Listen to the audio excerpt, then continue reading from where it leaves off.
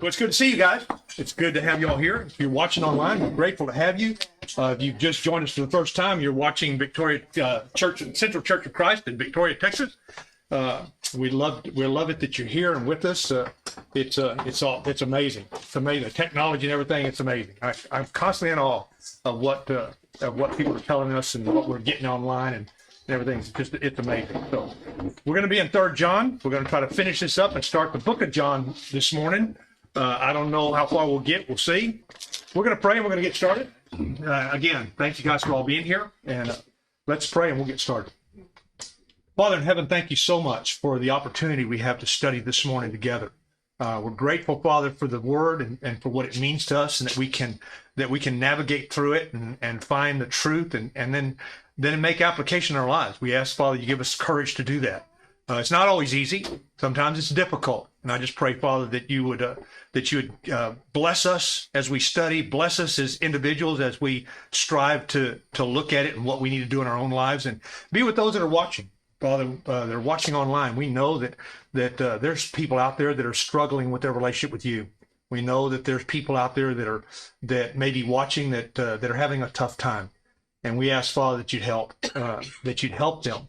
And that you would help us to know who they are, that they would have the courage to talk to us and call us or whatever, and so that we can get involved in their lives. Just bless them, Father.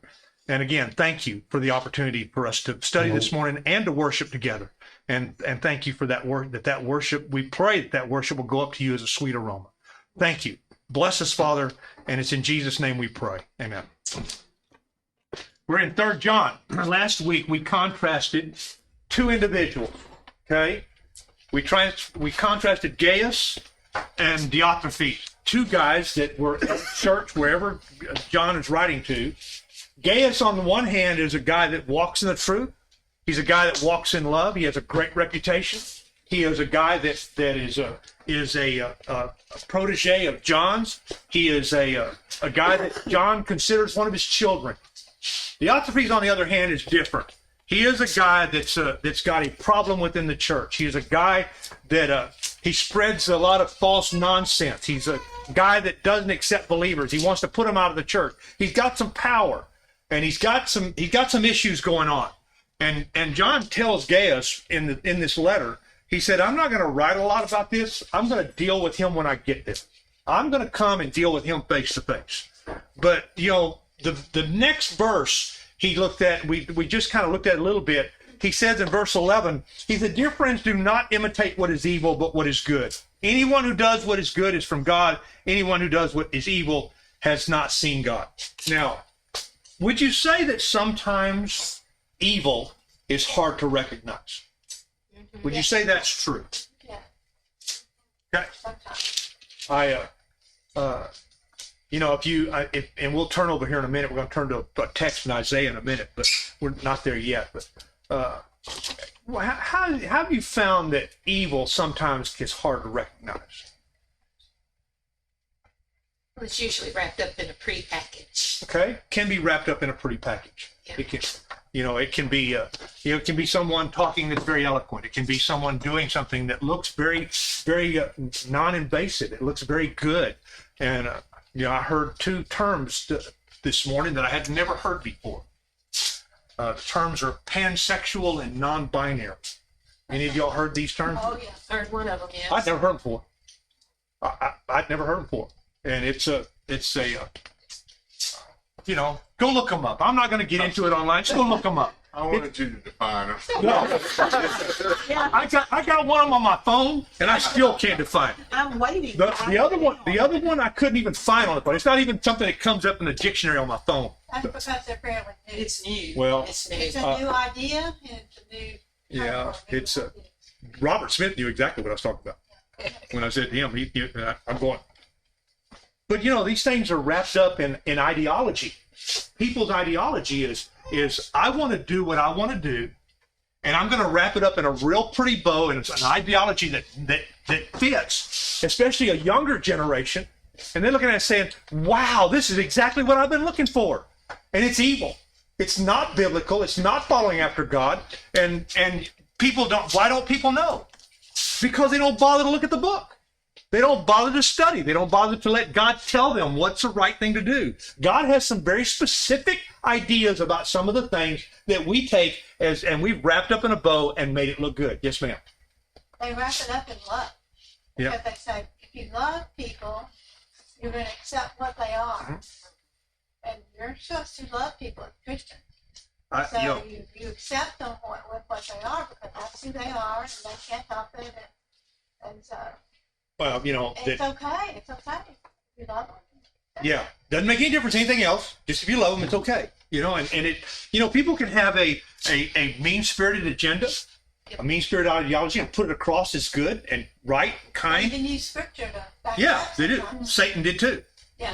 Satan did that too.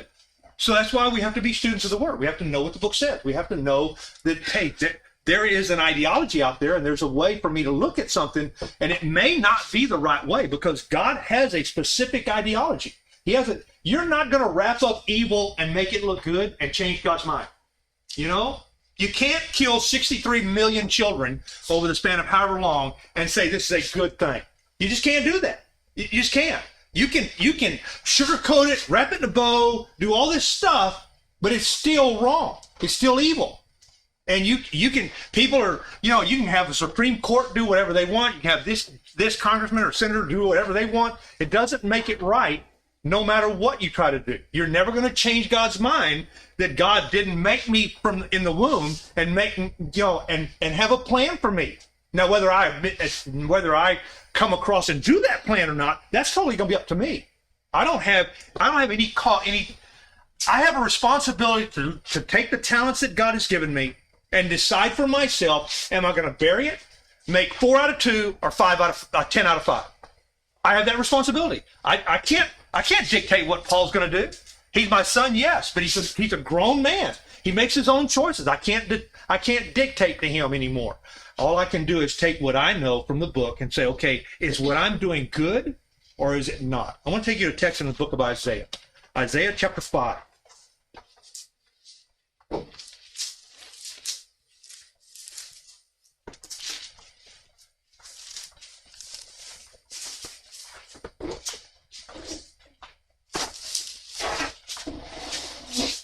Isaiah chapter 5.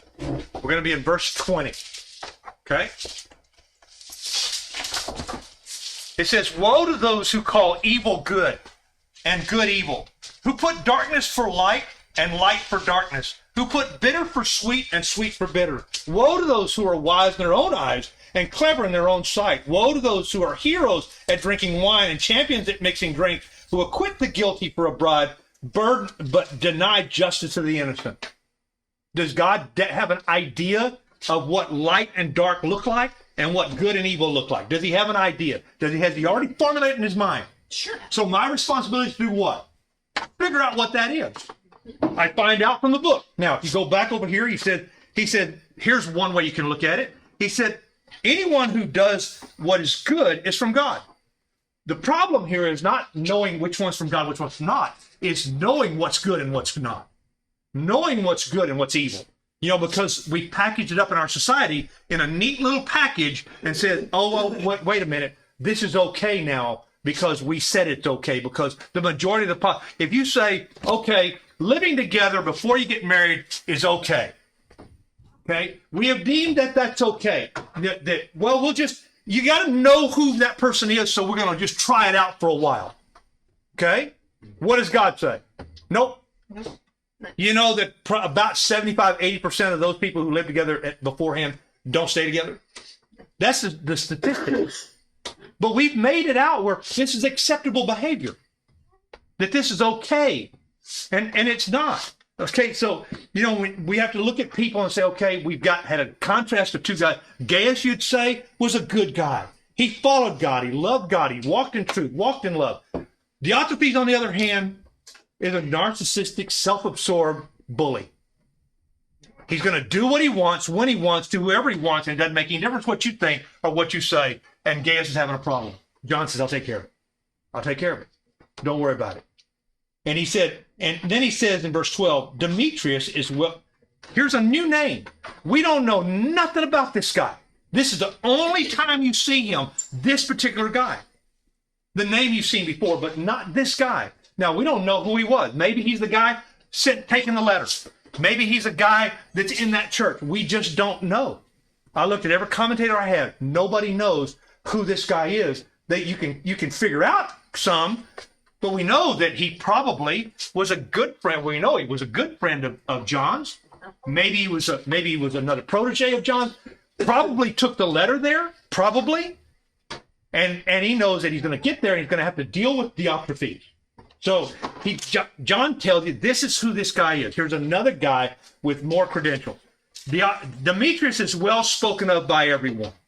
What's his reputation like? When you hear people talk about this guy Demetrius, what are they saying?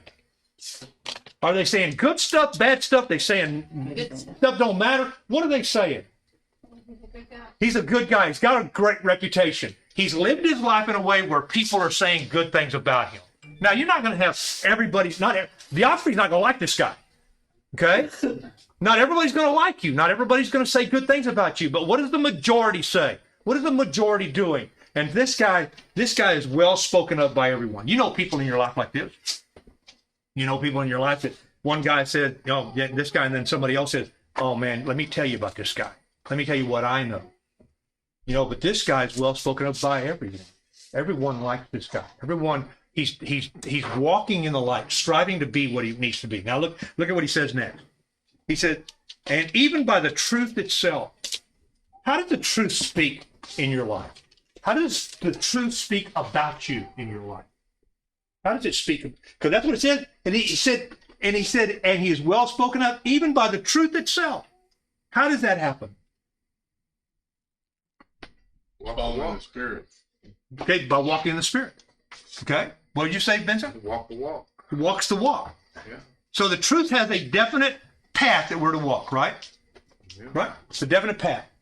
And whether we're in the ditch or not is up to what we're doing with what the truth says. Right? Demetrius says his life is well spoken of by the truth itself. That means he's staying on the road. He's not running, he's not playing in the ditches and and back and forth across the road, back and forth. He's trying. Now, it doesn't mean he's perfect. Doesn't mean he doesn't have any sin. It just means that he's trying to stay upright. Right? Now, how do you do that? How do you do that? Tell me how you do that in your life.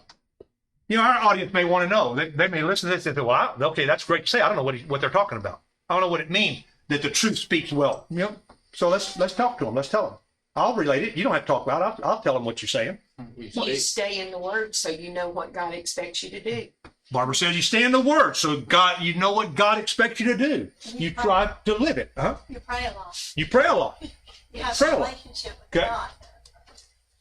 Is it a good idea it's a good idea to do those two things, right? Yeah, It's a good idea. Stay around brothers and sisters. What else? What else do we do? What else do you do to make sure that the truth speaks well of you? Be accountable to one another. Do what? Be accountable to one Be another. accountable to one another. Okay.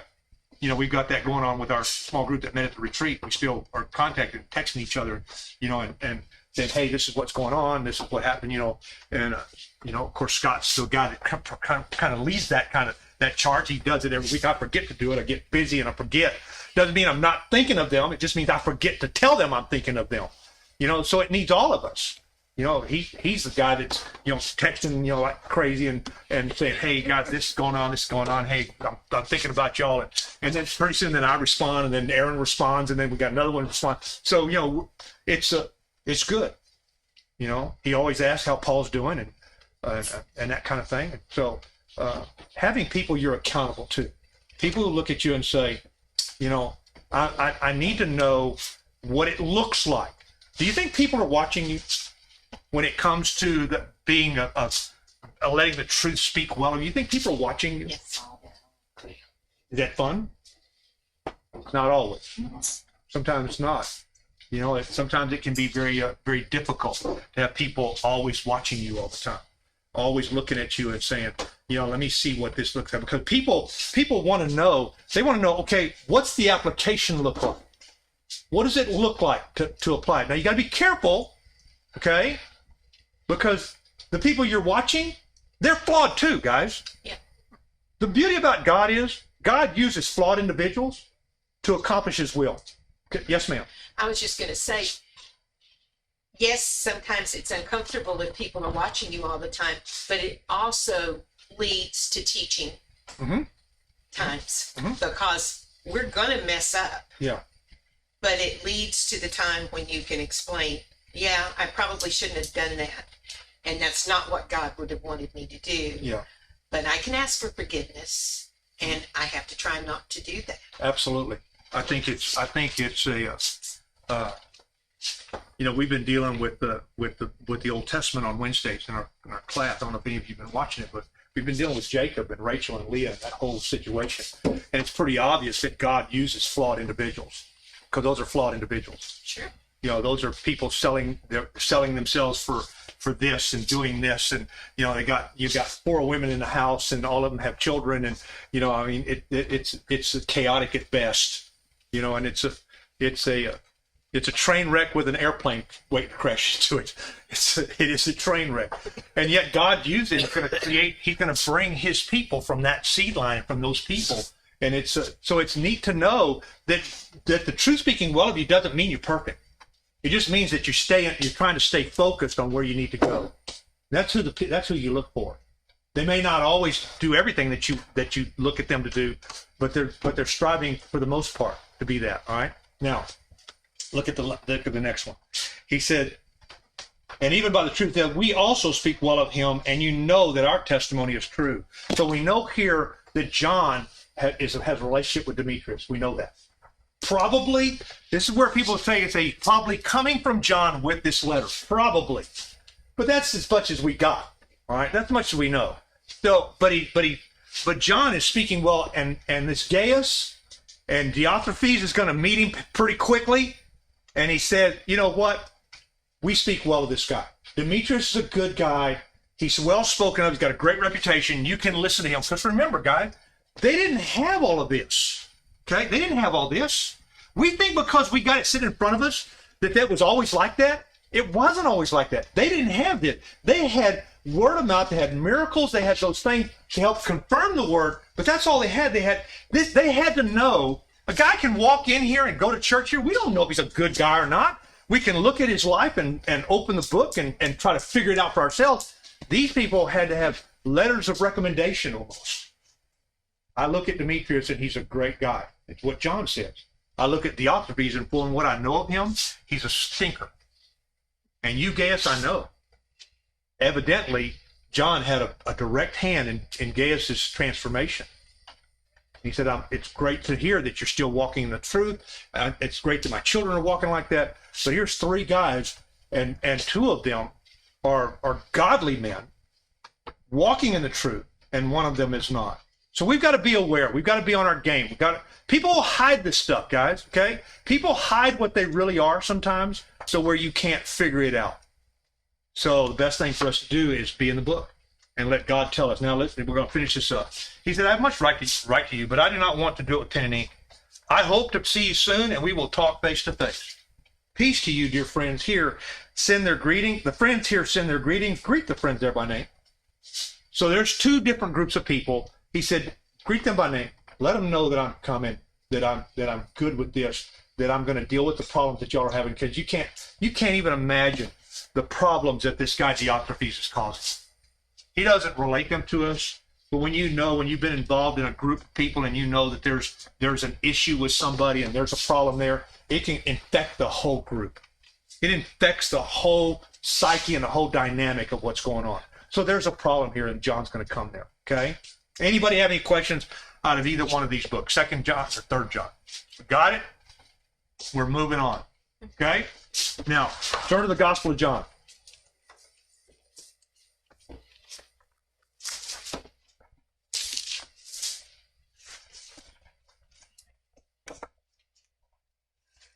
What do you know about this book?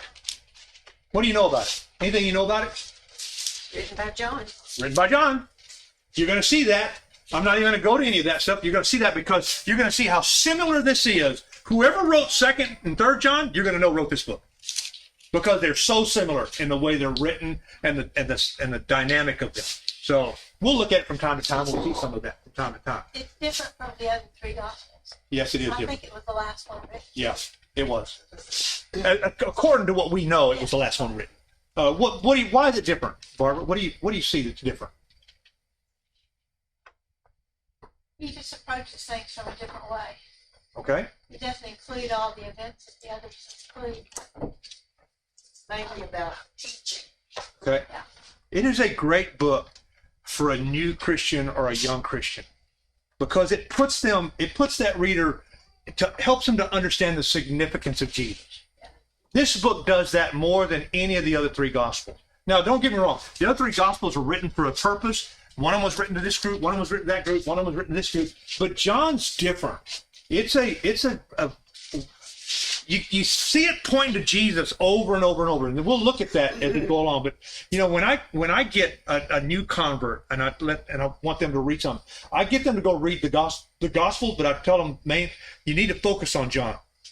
Focus on John, but read all four gospels and just keep reading over and over and over.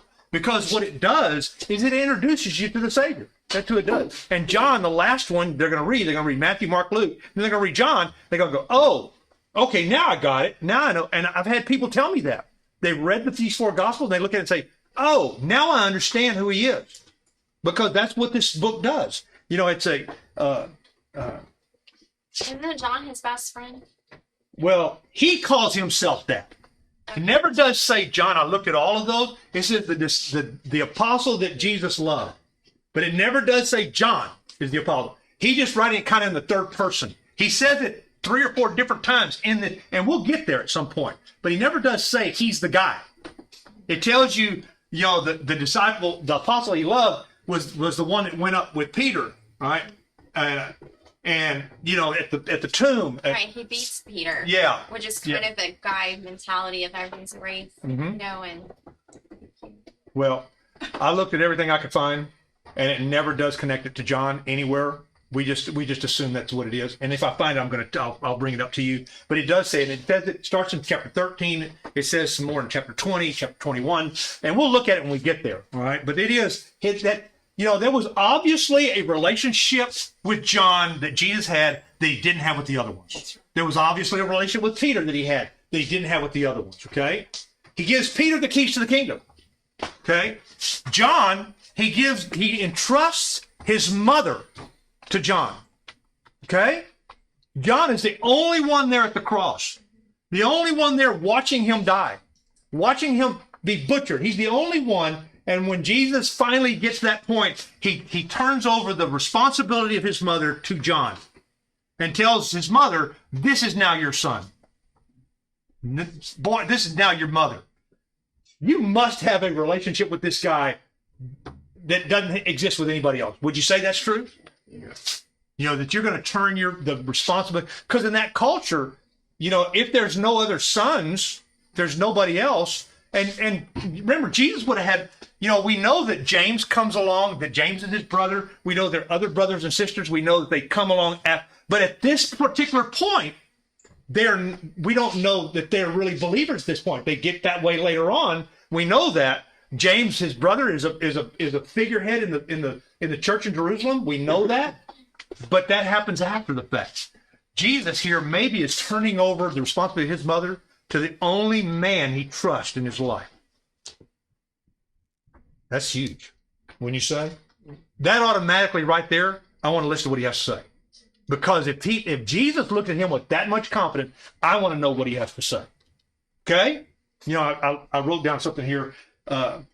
Jesus doesn't fit the image of just a nice moral teacher that they had. They had an idea, in John, it relates to us in chapter 5 that they've decided they're going to kill him. They've decided they're going to kill him. Chapter 8 is a whole dialogue about, if you don't believe I am who I claim to be, you're going to die in your sin. And they say, then who are you? They ask him, who are you then? And he tells them, I already told you. The reason you don't hear me is because you're listening to your father. Well, our father's Abraham. No, that's not what he said. Your father is Satan, and you're listening to Satan. And we'll just study that a whole lot more when we get there. You can bet we will. So anyway, he's gonna contrast a lot in this book of light and dark. He's already done it some in 1 John, but he's going to do it even more here. Okay? Now, let's start. In the beginning was the Word, and the Word was with God, and the Word was God. No other gospel, no other book starts out as dynamically as this one does. Automatically, you have to start thinking. When you hear that term, when you hear that first verse, what do you think of? Now, I know that we know who it's talking about, okay? But you don't find out who it's talking about until verse 14. There's going to be a lot of things said about Jesus that John's going to say, all right, about Jesus that is not that you don't find anywhere else. This is why I said this is great for young or baby Christians, because they're going to look at it and say, what? And I've had many of them come to me, and these 14 verses took us a month to get through them because they just didn't comprehend what is he trying to say about this guy. Who is this he's trying? I remember guys coming to me when we were in the jail, and they would want, this is a text they'd want to talk about. They want to know, what's he talking about? And they gave you a great opportunity to go and teach them about Jesus, because it tells us that from 14 on, it tells us who it is, who he's talking about. And so here he says, in the beginning was the Word, and the Word was with God, and the Word was God. What did it tell you so far? Don't put the term Jesus in here yet. We're not going to do that for a couple of weeks. We're just going to look at what does it say. What does it say in the beginning was? In the beginning was the Word. All right? You got it so far? In the beginning. What's the time frame there? Before what? Before the church, before the beginning. There was a beginning when I was born, May 19th, 1951. That's the beginning, right? Well, no, it wasn't. It was 9 months before that. My beginning. I didn't understand that at the time, but I didn't understand it those 9 months. I don't understand the first 10 years of my life. I don't remember any of that stuff. All right? But I know that was the beginning, but that's not what he's talking about. Is he talking about the beginning of this church? Beginning of time. Genesis Beginning of 1:1. time. There is a whole debate about that, man. When did time begin? Scientists want to say, well, we're 10 billion years, whatever. I don't care about all that. I don't care about any of that. All I care about is that what was going on in the beginning, whenever it was, okay? You can have your ideas about whenever that was. That's fine. I don't have to agree with you. Doesn't mean we're going to argue and fight about it. What does it say here? In the beginning was the Word. Now, this is a masculine term. In the beginning was the Word, and the Word was with God, and the Word was God. So we know here's God here. It's called the Word. It's all we know so far. What does that mean to you? Mean anything to you? Jesus always was. See, here we already got one said got to put Jesus in there. We don't, But we're that's gonna, what it means to but me. we're going to get He there. always was. But when you look at just that one verse, in the beginning was the Word, and the Word was with God, and the Word was God. The first thing I thought of when I first read that verse, very first time, I want to know who the Word is. I want to know who that guy is. What is he talking about there? What does that mean? What does that word mean? What logos? What does that mean? We're going to hear him say many times, he's going to call himself, in John chapter 8, he's going to say, I am. Well, you know what that means? That's Yahweh. That's Jehovah God. They didn't even have a word for God. They wouldn't even speak it. So they had 4 consonants that they used. Remember, James, we studied it. 4 consonants. They put vowels in later and made it Yahweh. It was YHWH. And they put vowels in there and made it Yahweh. That we look at it and say, I am. The Lord. Here, it says the Word was God. Okay, the Word was God. So he's very important, right? We are going to learn that it was Jesus he's talking about. Think about it. Okay? That Jesus, it was in the beginning. You can see many times in the Old Testament, you can see different insinuations of Jesus being there. Okay? An angel coming. And they'll say, I just came in the presence of the Lord. An angel of God. Okay? You can look at it and see that it was probably who we know as Jesus, but back then was God. You see, it's confusing, isn't it? It can be very confusing. All we need to know right now is this entity is called the Word. All right? That's all we need to know right now. The entity was called the Word. He was with God. He was there in the beginning. Like Donald said, he was at the beginning. Before everything, He was there. When God spoke in Genesis 1, who was there? It says Elohim, means plural, means when God spoke. That means the plurality of God. The Holy Spirit moved over the face of the earth, right? Didn't it say that? What do we else we have? We know the Word was there. Because of God spoke. Because God spoke. There you go. Now it's getting more confusing, isn't it? Now it's getting more confusing? No, Yeah.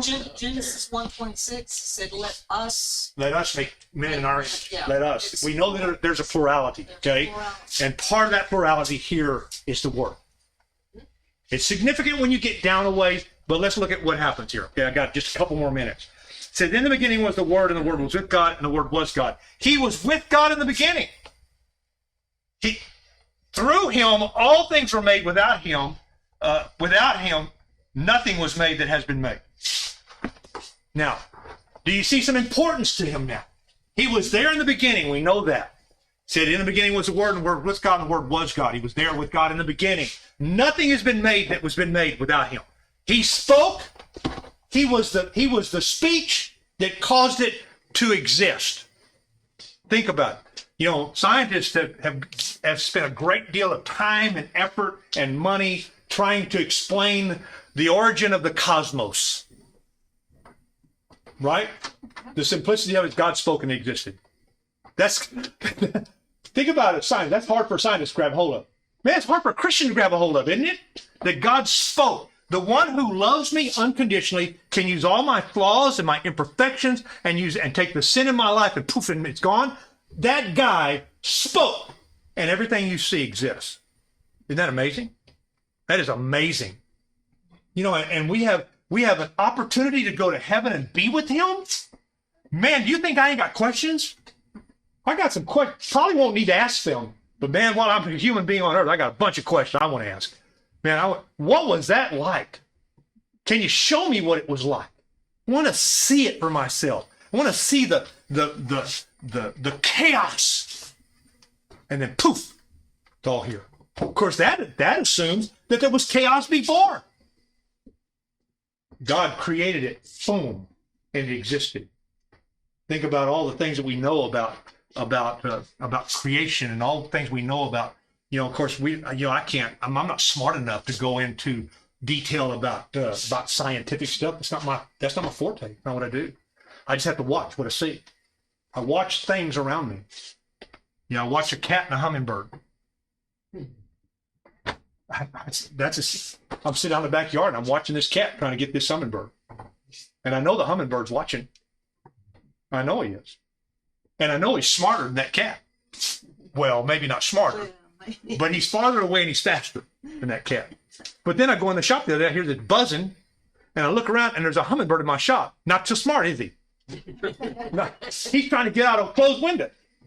And I have to go up to him real gently like this, and I just kind of went like this. And he turned around, and there's an open door. All you got to do is turn around, and you can see the open door. And I'm going, wow, man, how God. And then I know that Luke chapter 12 says that God feeds them and takes care of them.